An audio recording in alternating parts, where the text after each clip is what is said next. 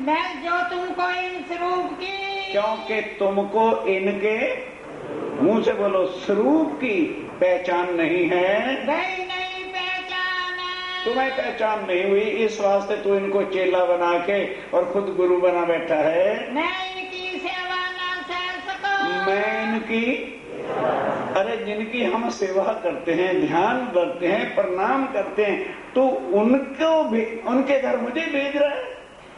तो बोल मैं गायब ना होता तो क्या करता? न सह सकूं आसान। ओ बाबा, हम इनके एहसान नहीं उतार सकते। मैं कोटों बार पहले ब्रह्मांड में जन्मा था और कोटों बार मरता था। पहली लीला इन्होंने ब्रिज में की थी, तो मुझे भावसागर से करने वाली ये हैं। बोल कैसे हम इनका एहसान उतारें?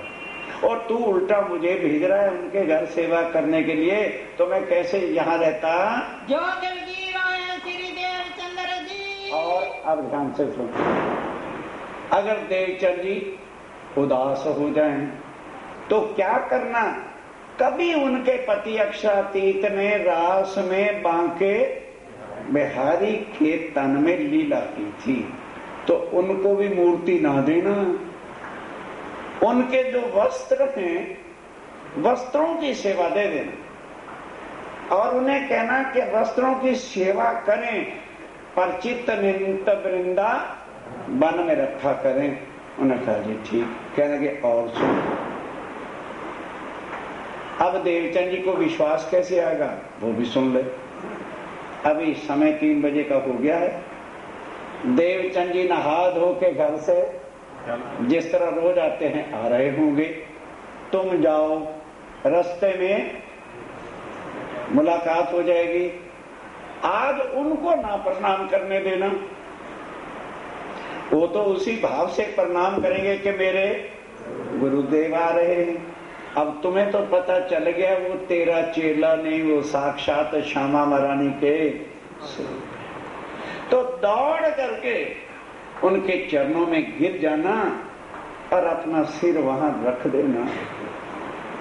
अब वो दुखी तो बड़े होंगे कि हे गुरुदेव, आगे भगवान रूठ गया था, चिंता नहीं थी, भगवान रूठ जाए, यदि योग्य गुरु होगा तो वो भव से पार कर देगा और कहेगा हे गुरुदेव, जब आप ही रूठ गए तो मेरा कौन होगा? तब उनको बताना, ये बालमुकुंद बता रहे, उनको कहना कि देवचंदर मुझे क्षमा कर दो, मैंने तुम्हारे स्वरूप की पहचान नहीं की थी। आज साक्षात बालमुकुंद जी ने आके मुझे तुम्हारे स्वरूप की पहचान करा दी है। और वो फिर पूछेंगे बालमुकुंद जी कहाँ है, तो कह देना मंदिर के अंदर सिंहासन पे ज्यों की त्यों है, चलो मैं तुम्हें चल के दर्शन कराऊं। बस अब ये सारा कुछ समझा के और क्या कह दिया, अगर दोबारा कभी भी तुमने देवचंद्र जी को मेरी मूर्ति देने का नाम भी ले दिया तो जन्म भर कभी भी तुम्हें दर्शन दूंगा। बस इतना कह के बालमुकुंद जी बोलो वापस लोग चले गए। अब तुरंत भड़क करके हरदास जी उठे, पहले तो चाबी निकाली कि देखो बालमुकुंद की मूर्ति भी आ गई कि नहीं। वो खोला तो मूर्ति ज्यों की त्यों थी। बात तुरंत फिर उठे और गए किधर, देवचंद जी को बताने के लिए। देखा तो सामने देवचंद जी आ रहे हैं। देवचंद जी ने देखा कि सामने गुरु, अभी तो गुरुदेव ही कहना पड़ेगा, गुरुदेव आ रहे। अब ध्यान से देखो क्या होता है। हरदास जी दौड़ उतारे, हरदास जी दौड़ करके आगे शीश नवाया चरण। बस घबरा रहे थे कि कहीं आज भी देवचंद जी ने प्रणाम कर दिया तो बेड़ा गर्क हो जाएगा, इसलिए भाग करके भाड़ जा करके चरणों पे शीश रख दिया। बोला श्री प्राण, ये है पहचान मेरे साथी। अब पहचान करके जब नाता जुड़ जाएगा तो भवसागर से पार हुए के भी अटके रह गए। जब शीश चरणों पे रख दिया तब कई हरदास जी कहाँ पर तो अब देवचंद कहते हे हरदास जी महाराज, गुरुदेव ये क्या कर रहे हो? मैं तो आगे पापों का मारा हुआ हूँ। एक तो मेरे से भगवान रूठ गए और उस पर आप भी मेरे से नष्ट हो जाओगे, फिर मेरा कौन है। हाथों उठाया तिन्ना, खुद अपने हाथों से उठाया। यही उन्होंने गौलोक वालों ने कहा था, अगर वो ऐसा कर देंगे तो तेरे सारे पाप जाने अनजाने वाले माफ हो जाएंगे। वो ऐसा ही उन्होंने उठा लिया। काहे श्री देवचंद्र जी, तब क्या कहा कि हे देवचंद्र जी, कहा खबर को तुम। अरे भाई तुझे क्या खबर बताऊं, मेरी सारी उम्र बीत गई सेवा करते करते, कभी भी साक्षात दर्शन आपकी कृपा। देवचंद जी आपकी कृपा से साक्षात आज दर्शन, और तुम्हारे स्वरूप की पहचान उन्होंने ही मुझे कराई है। सो तुम्हारे स्वरूप की, तो तुम्हारे ये रूप है, ये हमारा क्या है, रूप है, और अंदर हमारा उसको जानना है वो कौन है, कहां से आया है। भाई ये तो मिट्टी का पतला गर्भ से निकला, शमशान घाट जाना, इसके पूछने की क्या जरूरत। वो कौन है, कहां से आया है, क्यों आया है और किसने भेजा, ये भूमिका है, कैक है ब्रह्म ज्ञान का, अध्यात्म तत्व का, सुप्रिचुअलिज्म का वहदानियत, इसको कहते हैं। और जो आत्म तत्व का ज्ञान ही नहीं दर्शाता, चाहे लाख इश्तिहार छपा दो। हमारे गुरु श्री अनंत श्री आ रहे हैं, सुप्रिचुअलिज्म पर टाक करेंगे, प्रवचन देंगे, एक शब्द आत्मा के बारे बताता कोई। सुंदर साथ जी ध्यान से सुनो क्या होता है। मोए ऐसी बात कही, क्या भाई मुझे साक्षात बाल मुकुंद जी ने दर्शन देकर ये सारा कुछ बताया है, और मेरी सेवा करन को, और मैं उन्होंने ये भी कहा दोबारा कभी भी मेरी सेवा करने ना देना।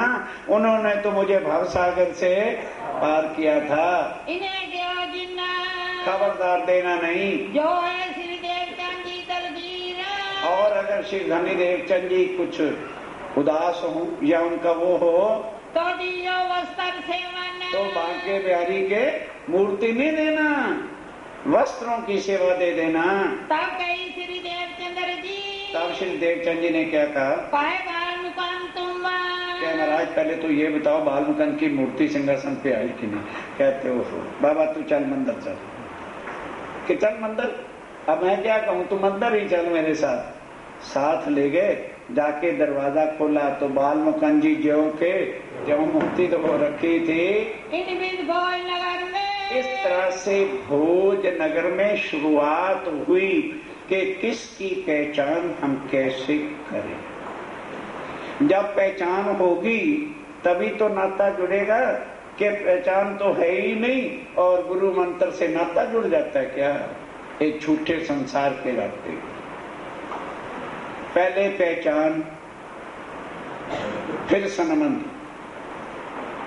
इसीलिए पहले दिन क्या कहा था कि अपनी डिब्बी को बोलो संभाल के रखो, समय समय पर परखना के बीच में गुरुओं ने कांच दिया हुआ है कि हीरा दिया।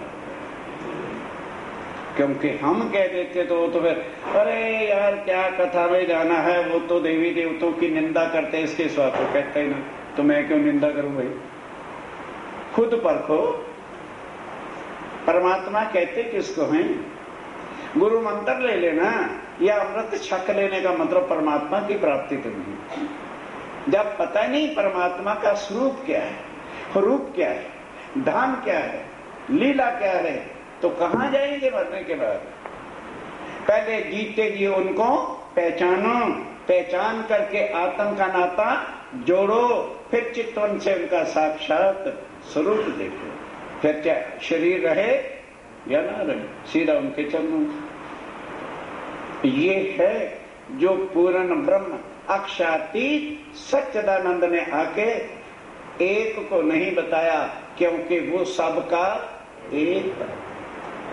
ये जाति पाति के भेदों से, शरीरों के चक्रों से जो बाहर आ जाएगा वही आत्म तत्व के ज्ञान का पात्र बन सकता है। यहां चेले गुरु वाला संबंध नहीं है मेरे साथियों।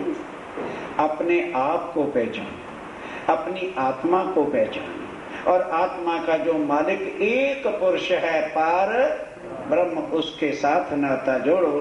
बस फिर करना क्या है? आओ, मानो लड़का रहता है फॉरेन में, लड़की रहती है इंडिया में, नाता हो गया, लड़का आएगा इंडिया में कि नहीं? अरे बोलो तो सही, शादी करनी है तो लड़की थोड़ी बारात लेके जाएगी। आ गया, शादी हो गई, बोलो हो गई। अब लड़का तो वापस तुरंत जाएगा क्योंकि उसका वीजा है, और लड़की का वीजा है नहीं। अब लड़की क्या कहती है, पतिदेव शादी तो हो गई और मैं चिंता क्यों करती हूँ, 6 महीने के अंदर ले, 6 महीने से भी पहले वीजा बना के मैं ले जाऊंगा, मुझे नहीं चिंता, मेरी पत्नी वहां पर। ध्यान से, अब वो बेचारा जाएगा तो सही, जाना है तभी तो वीजा बनाएगा, सब कुछ करके ले जाएगा। अब लड़की रहती है किधर? मायके घर में। लेकिन आगे जब रहती थी तो क्या कहती थी? मम्मी अपना तौलिया है, अपना है। अब क्या कहती है? मम्मी ये थोड़ा है। नहीं समझे? समझ नहीं आई? हो गया मां से अलग के नहीं? अरे बोल तो दो, रहती इधर है। रात को 12 बजे फोन किधर जाता है? बोलो, फॉरेन से फोन आता है, माँ बाप सारे सो रहे हैं, रोटी है, जल्दी करो। अरे भाई होने से क्या होता है? बहुत सारी फाइल आगे चली गई है, 2 ही महीने के अंदर में आनो लेने के लिए। अच्छा फिर जल्दी करना जरा। साथियों, प्राणनाथ लेने के लिए आया, छोड़ने वाला देवी देवता नहीं। उन्होंने अपने वाणी में कह दिया है, क्या देखी मैं दुनिया जो इनको ना करूं। हम आए हैं इतने काज ब्रह्म सृष्टि लेने घर, परम धाम की आत्मा को लिए बिना मैं जाऊंगा नहीं। वो संसारिक दुल्हा नहीं है, वो आत्मा का खसम है, खामंद है, और वो कभी अपनी आत्माओं से अलग जब पहचान के रिश्ता हो जाएगा, फिर हमें जाने का चिंता है तो दुल्हा दुल्हन के बगैर जाएगा ही नहीं। बोलो बोलो, दुल्हा जाएगा? अरे बरात को रोटी चाहिए, माँ बाप को जेवर चाहिए, और दुल्हा को केवल अपनी बीवी चाहिए। वो अपनी आत्माओं के लिए बिना वापस परम धाम जाने वाला ही नहीं। तुम्हें क्यों चिंता? मुझे भव से पार कर दो। तू भव से पार क्या होगा? लेने वाला सीधा सुख पालों में बिठा के ले जाएगा। पहले उसकी पहचान कर लो है कौन। अभी तो वही मुहावरा है, भगवानों वाला भगवान है ये भी, और आगे का भगवान। वहां ना कोई भक्त है, ना कोई भगवान, ना कोई वहां गुरु है, ना कोई वहां चेला है। वो एक स्वरूप, जैसे सूरज और सूर्य की। ये पहले समझो आत्मा और पार ब्रह्म का नाता क्या है। अब क्या होता है? जामा बांके बिहारी का, बांके बिहारी के यही वस्त्र जो थे, कई कह रहे ओ तो नित्य वृंदावन वाले आ गए। ना आए ना आ सकते हैं, वो नूर में इधर नहीं आ सकते। इसी बांके बिहारी का जो जामा था, वस्त्र थे, वो दे दिए, और अब वो ले गए घर। ध्यान दो, अब मंदिर में आना बंद। घर जाके पालकी ले ही रखी थी सजा के, अब हाँ उनको वस्त्रों को सजा दिया कि ये मेरे बांके बिहारी के वस्त्र हैं। फिर सखी भाव से सेवा करनी। तो देवचंद जी शादी हुई है, पत्नी से कह दिया, देखो भाई मेरे माता पिता की सेवा करना, तू मेरी चिंता मत करना। आप नहा धो के शुद्ध चित्त होके कुएं से जल ला के गगरी भर के चूल्हा फेर के तब भोग बनाते हैं। क्योंकि सखी भाव, बोलो, लाख करोड़ों पति पत्नी क्यों ना हो, लाख नौकर क्यों ना हो, पतिव्रता नारी जिसको कहते हैं, मैं सबको नहीं कष्ट देना चाहता। वो पति का भोजन किसी के हाथों से बनवाएगी, वो है पतिव्रता। अरे बहादुर ला दे 2 फुलके, मल्ला हम पतिव्रता। नोटों के पतिव्रत, नोट लेने। जो स्त्री अपने पति को 2 रोटियां भी नहीं बना दे सकती, वो काहे की है? उसकी फोटो शीशे में जड़ा के पूजा करते रहो, अच्छी है, लायक इसलिए था। देवचंद जी पुरुष अपने हाथ से भोजन बनाते और फिर वो भोग रख के, किसका ध्यान? वस्त्रों का नहीं, पर्दा कर देते हैं और चित्त नित वृंदावन में चित्तवन करते हैं। अब ये करना, जब परम धाम के मूल मिलावे का ज्ञान आ जाए तो मैं एक परम धाम की आत्मा हूं और वो मेरे धाम के बस मूल मिलावे का चित्तवन करते करते साक्षात अक्षरातीत एक दिन आपके सामने होंगे। कैसे? देवचंद जी ने करके दिखाया। अभी उनको तो गौलोक का पता है ना, आगे की बात भी आ जाती। करते करते एक दिन क्या हुआ, अब वो राधिका के रूप में बैठा करते थे कि मैं राधिका हूं और बांके बिहारी मेरे पति हैं। एक दिन चित्तवन करते करते करते करते करते कई दिन बीत गए, 4-6 महीने, तो सुरता नित्य वृंदावन में चली गई राधिका रूप में। वहां देखा कि गौलोक पहले आया, वहां यशोदा रानी पलंग पर बैठी हुई लीला जो ब्रिज में होती थी कर रही। तब उन्होंने पूछा, आओ बहु रानी यशोदा। कहने लगे, जी कृष्ण कन्हैया के दर्शनों के आई। कहता बोला, नटखटिया कभी घर में थोड़ा रहता है, जमुना तट में खेलने गया हुआ ग्वाल बालों के साथ। अच्छा ऐसे करो, यहाँ नहीं कुछ खाना पसंद करते हो तो 2 टोकरियां मिठाई के देती हूँ, वहीं वन में जाके खा लेना। लेके चले वन की तरफ। आप जरा ध्यान से सुनना। कोई कहता हम बालमुकुंद जी को अक्षरातीत मानते हैं, कोई कुछ और को कहते हैं। अक्षरातीत एक है कि अनेक? बोल दो, करना जिसकी मर्जी पूजा, मैं मना नहीं करता। अब चले वहां वन की तरफ, तो क्या हुआ, कहाँ बाल गोपाल खेलते, वहां सामने बाल गोपालों की कई मंडलियां, कोई गेंद खेल रहे थे, कोई कुछ खेल रहे थे, कोई वृक्षों पर चढ़ उड़ के कुदर रहे थे। कहा श्री कृष्ण जी पूछा तब उस मंडली वालों से पूछा, जी मैं कृष्ण जी से मिलना चाह रही हूँ, वो कहाँ पर है? कहने लगे कृष्ण से। कौन से कृष्ण से मिलना है? कहने लगे कौन से? कहने लगे हाँ, हमारी मंडली में 3 का नाम कृष्ण है, ये भी कृष्ण है, वो भी कृष्ण है, वो भी कृष्ण है। दूसरी मंडली वाली कहते घबरा के गए, हमारे भी जो है मंडली के अंदर 2 कृष्ण हैं। होश गुम। उन्होंने कहा, भाई को खास पहचान बताओ।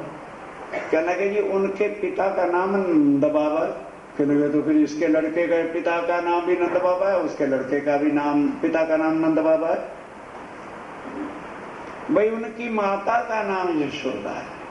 तब वो जिस मंडली में कूदते, देखो ना कितने लोग हैं, कहते आ जाओ फिर मैं इधर हूं। अब ले गए जमुना तट पे, ग्वाल वाले का खाने का समय था, शिकरन रसौती मेवा मिठाइयां जो यशोदा जी के घर से लाए थे वो भी दे दिए। अब पत्तल बांटने वाले को कह दिया, देखो भाई 2 पत्तल इकट्ठे लग दो, और बांटने वालों को कह दिया पत्तल एक समय के एक हिस्सा न रखना, 2-2 हिस्से हमारे इकट्ठे रखो। सब सामान के 2-2 हिस्से रखवा दिए। और आज कृष्ण कन्हैया कहते हैं, आज आप राधिका रानी जी, ये कौन कह रहा है? राज्य ही उस रूप से आए हुए हैं ताकि इनको अभी पहचान ना हो। आप खाइए।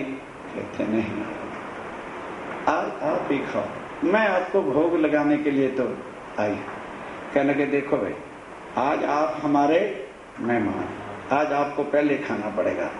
इतना लाड प्यार देख करके देवचंद जी असल भूल ही गए कि मैं भोजनगर में बैठ के ध्यान कर रही थी। बस मगन हो करके प्रेम के अंदर हाथ उठा के पत्तल पे धर दिया। नहीं समझे? अब हाथ तो लगा जमीन पर और सुरता गई। अब क्या करें? जब सुरता ही टूट गई तो कहाँ खाएं और किससे बात करें? इतना दृढ़ निश्चय हो गया कि वो सदा मेरे सिर पर खड़े हैं। बस उसके बाद ये सारा प्रसंग कि बाल मुकुंद और बांके बिहारी का जो प्रसंग है मैं सुनूं कहां से। तब हरदास जी से फिर पूछा, ये नहीं बताया कि मेरे चित्तवन में ये वाक्य न कि महाराज ये बाल मुकुंद और बांके बिहारी की सारी कथाएं मैं कहां से सुन सकता हूं। उन्होंने कहा देखो देवचंद्र, सुनाने को तो यहाँ भी सुनाई जा सकती है, पर तेरे प्रश्नों का उत्तर यहाँ को नहीं दे सकेगा। हमारी राधा वल्लभी मार्ग का मूल स्थान जाम नगर नौतनपुरी है और वहाँ मूल मंदिर जो है वो श्याम मंदिर कहलाता है, श्याम जी का मंदिर। और वहाँ कान जी भट्ट जो हमारे आचार्य हैं वो श्रीमद् भागवत की चर्चा करते हैं। तुम्हारे प्रश्नों का उत्तर उनके बिना कोई दे सकेगा नहीं, तुम वहीं चले गए। तब देवचंद जी अब भोजनगर से चले तो इस बीच में देवचंद जी के घर 2 संतान भी, एक लड़का और एक लड़की। लड़के का नाम बिहारी जी था और लड़की का नाम जमुना बाई था। माता पिता भी अभी जिंदा है, लेकर के चले गए। देवचंद जी अभी तक कुछ संसारिक काम धंधा नहीं करते, भोग के वास्ते थोड़ा सा सामान जो अच्छा मिला वो भोग के लिए बना दिया, भोग लगा के प्रसाद बांट दिया। और बाकी जो घर में बाजरा मिला, आटा मिला, चने की रोटी मिली, जो क्यों पिता बेचारे कमा रहे, इतने बुढ़ापे में देवचंद जी संसारिक काम करते नहीं, उसी पर सबर सुबूरी करते। अब चले गए जामनगर, वहां पर और भी कई रिश्तेदार रहते थे, जाके वहां अपना घर बसा दिया। अब चले खोज करने के लिए, कहा कि श्याम जी का मंदिर कहाँ है और कान जी भट्ट कहाँ है। वहां गए तो राधा वल्लभियों के बड़े ही मंदिर थे, बहुत जने कथा करते थे। पूछते पूछते श्याम जी के मंदिर में कान जी के भट्ट के पास चरणों में चले गए। श्याम जी के देवर में, श्याम जी के देवरे में मंदिर में कथा के कान जी भट्ट कथा भागवत की करते थे। निष्ठा सुनने लगे, निष्ठा बंद हो गई। मतलब ही नहीं है कि किसी दिन गैर हाजिरी हो या 2 मिनट भी लेट चले जाएं। होए वल्लभियों से खटपट। अब राधा वल्लभी मार्ग वालों से खटपट होने लगी, क्योंकि देवचंद जी वही करते हैं जो श्रीमद् भागवत में लिखा था, और राधा वल्लभी मार्ग वाले वो करते ही नहीं जो भागवत कहती।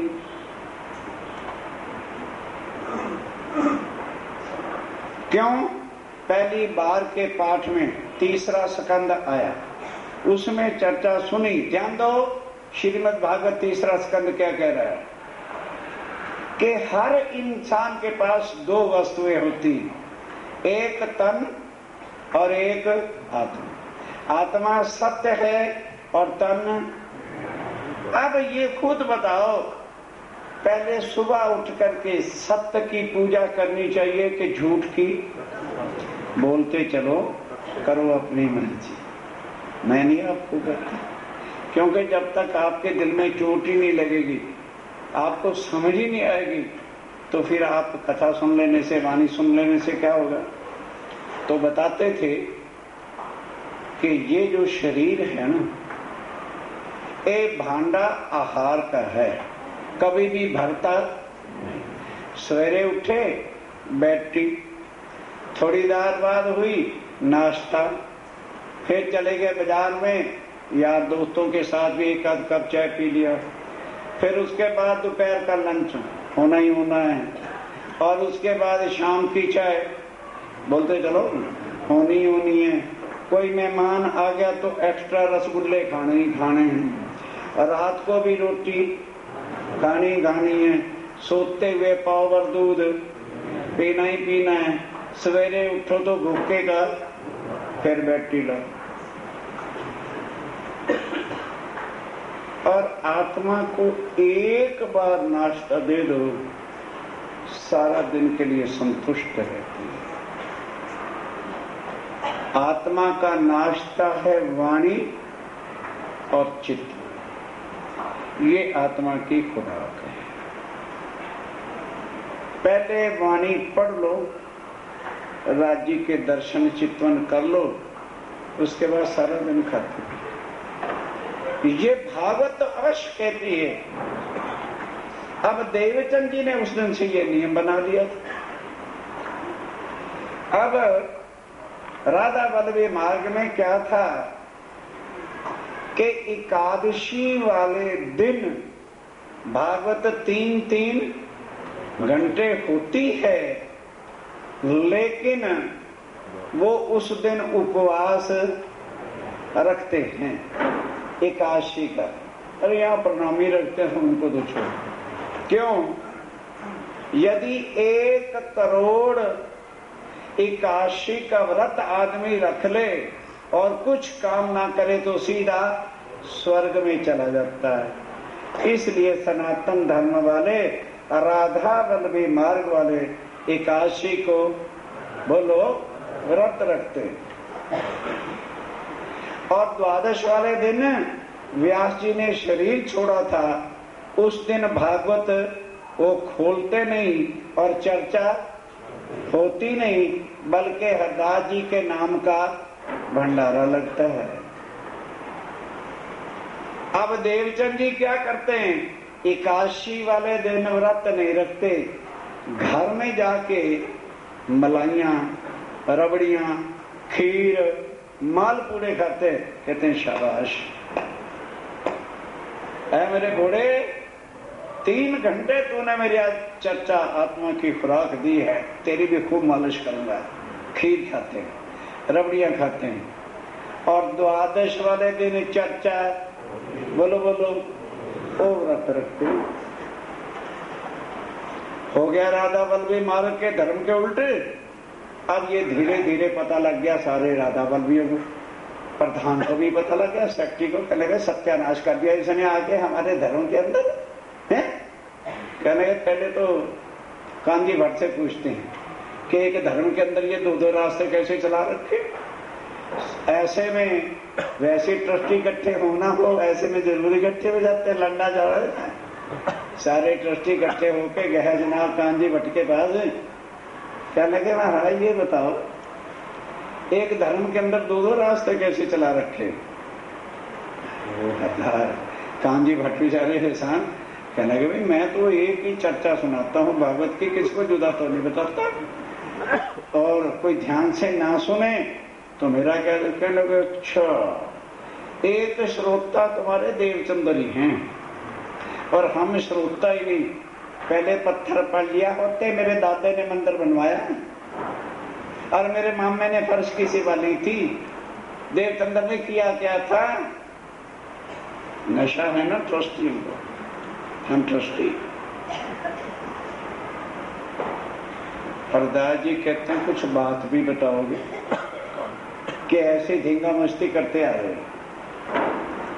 कह लगे महाराज हमें तो कहते हो एकादशी का व्रत रखो कहते हो, और द्वादशी का भंडारा कराते हो, और व्रत जो है हमें कहते हो भंडारा दो।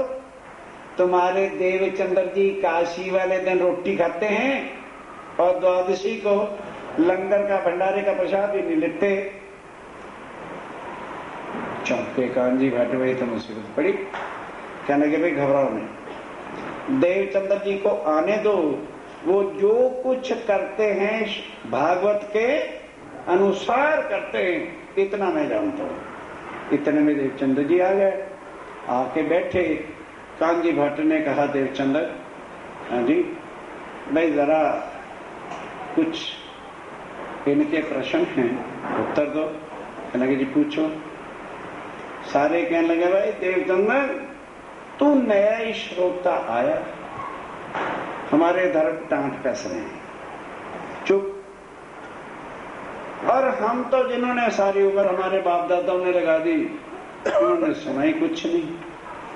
तू जरा ये बता दे, इतना हम भी जानते, भागवत के 1 स्कंद और 1 स्कंद के 1 श्लोक को कोई विरला ही समझ सकता है, और तू तो भाई भागत वृक्ष की टेढ़ी टेढ़ी पत्ते पत्ते टांट कस रहे हैं ना, और उसके एक नस नस में घुसा हुआ है, चुप वो भी सह लेते हैं। कहने लगे इतना बता दो कि 81 वाले दिन जब 3 घंटे कथा होती है तो तुम व्रत क्यों नहीं रखते, और 12 वाले दिन व्यास जी का पूज्य ग्रंथ है हमारे धर्म का, हम खोलते नहीं, और तुम उसका भंडारे का प्रसाद नहीं लेते। कहने लगे अच्छा कांजी भट्ट क्षमा करना, मैं इनसे पूछना चाहता हूं, सारे राधा वल्लभी मार्ग के अनुयायियों ये बता दो भागवत एक नावल ग्रंथ है या कि सत्य मानते हो? कहते वाह ये तो हमारा सत्य पूज्य ग्रंथ है। तो खोलो 3रा स्कंद, उसमें क्या लिखा है कि आत्मा सत्य है और शरीर झूठ है। जब तक आत्मा की खुराक नहीं मिले किसी भी इंसान को भोजन नहीं करना चाहिए। 81 वाले दिन आत्मा को 3 गुना चर्चा की खुराक मिलती है। तो झूठे शरीर ने क्या कसूर किया अभी से भूखा मारे? इसलिए मैं 3 गुनी खुराक देता हूं। मालपूड़े खाता हूं, खीर खाता हूं, हलवा भी खाता हूं, पूरियां बना के खाता हूं। और 12 वाले दिन मेरी आत्मा को खुराक बोलो मिलती नहीं, इसलिए मेरा धर्म है बिन आत्मा की खुराक के झूठे शरीर को मैं खुराक नहीं देता। नंबर 2 भागवत कहती है करोड़ 81 का यदि व्रत पूरा हो जाए तो स्वर्ग मिलेगा ना, और स्वर्ग का महाप्रलय में नाश होगा। फिर ये बताओ अगर जिस दिन से तुम पैदा हुए तुम्हारी माँ ने 81 का व्रत उसी दिन से चालू कर दिया तो महीने में 2 81 होती है, एक अंधेरे पक्ष की एक उजाले पक्ष की। तो साल में कितने हो गए? बोलो बोलो 2400। ज्यादा से ज्यादा 100 साल की उम्र लगाओ तो कितने व्रत हुए? चाहिए कितने? 1 करोड़। क्या फायदा 81?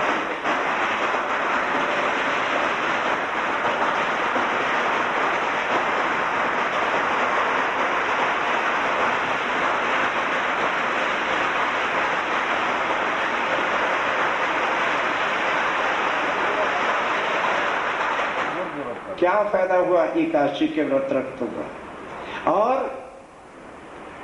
आत्मा को खुराक 12 करे मिलती, सब मुंह आए रह गए। तब कांजी भट्ट कहते हैं ओ भाई प्रधान जी चुप क्यों, सेक्रेटरी साहब सिर क्यों नीचे कर रखा, दियो जो। तब सबने हाथ जोड़ के कहा देवचंद्र जी हमें क्षमा कर देना, हम आपकी अकल तक नहीं पहुंच, जो हमारे से भूल होगी या माफ करना। इस तरह से ये है चर्चा सुनने का प्रसंग। इसको कहते हैं चर्चा सुनना। फिर संशय कैसे और प्रश्न कैसे? 14 साल तक भागवत सुनते रहे, पर योग माया से आगे कुछ भी मिला बस, इससे आगे कुछ नहीं। अक्षर कौन है और अक्षरातीत कौन है ये भागवत बिल्कुल बता सकती ही नहीं, क्योंकि उनका इष्ट बालमुकुंद बांके बिहारी योग में है। अब 14 साल पूरे हो गए। अब अक्षरातीत तो साथ है कि अलग है? अब उस पार ब्रह्म अक्षरातीत ने देखा ये तो 14 साल ही सुने, सारी उम्र सुनता रहेगा तो भी परम धाम की प्राप्ति होगी नहीं, और ये ज्ञान दुनिया में अभी तक आया नहीं। अब मैं चलूं, साक्षात दर्शन दूं, अपनी पहचान कराऊं और इनको परम धाम का ज्ञान दूं। इसको कहते हैं तारतम का मिलन। तारतम क्या है, कैसे मिला? आया राजी ने आके कहा मैं तेरा गुरु हूं, तू मेरा चेला, या कंठी बांधी? ये विषय कल ठीक समय, जो कल भी लेट आएगा उसकी किस्मत फूटा जैसा इंसान फिर कोई नहीं होगा। सब सुंदर सा ध्यान से सुन लो। कल कैसे आत्म का मिलन अपने धनी से है और कैसे उनकी कृपा हमें सब कुछ दिखाती है। हम नहीं देख सकते, उन्हीं की शक्ति जब अंदर बैठती है तो यहीं पर बैठे हमारी आत्म को वो चीजें साक्षात्कार कराते हैं।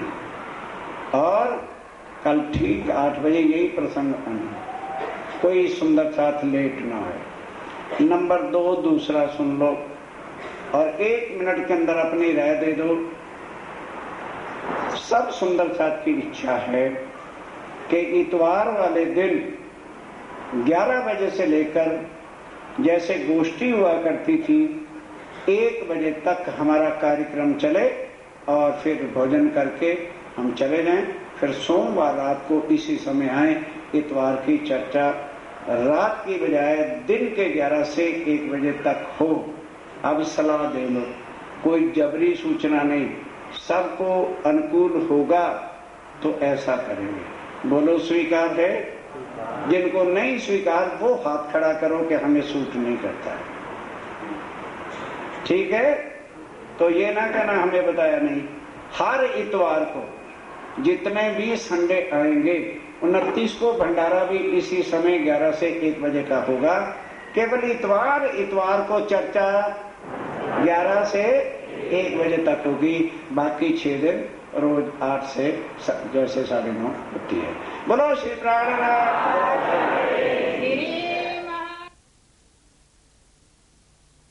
श्री महामती के साथ जी हकीकत नौतनपुरी की हकीकत और भी आगे की कहूँ, और भी आगे की कहूँ।